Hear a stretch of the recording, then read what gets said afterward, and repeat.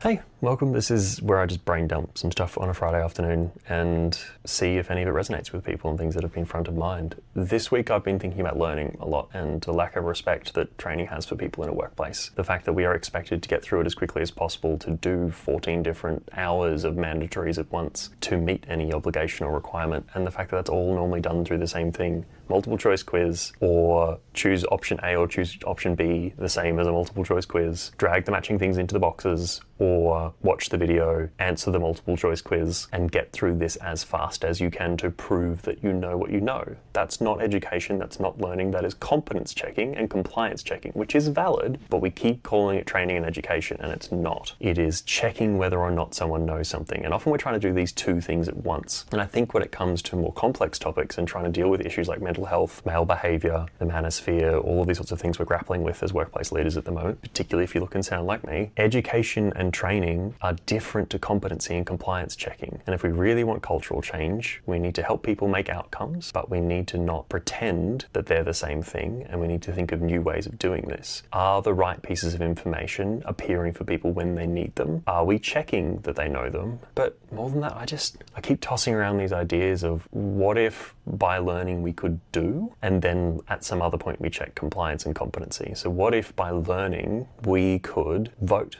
on what we want in the workplace? Now that I'm learning more about this issue, this is what I'd like you to do if something goes wrong. Now that I'm learning more about this issue or this topic or this skill, this is how I'd like it to operate. This is how I'd like you to run our meetings. This is how I would like, if we could poll that as we learn and get that pulse check by learning new things and applying that knowledge at the same time, and then see that reflected, ideally anonymously, in the workplace. I think those things are much more powerful with learning than we give them credit for, and then we squeeze into one kind of thing when we try and do online training. Topics like sexual harassment, bullying, all these sorts of things. What if by doing the training I could see how everyone else in the workplace had said they would respond if something went wrong, or how they would like to act in different meetings, and that became the rules that were on the wall that we all agreed to. I think that is very close and is something we've been tinkering with, but it's something for how we should look at training in future when we educate on these topics. And then the gold standard above that would be, how do we weave this into day to day? How do we make, rather than it being an hour and a half module, how is this 10 minutes for 15 meetings? Or 9 meetings if you can do maths. Apparently I can't. If we can make that 9 times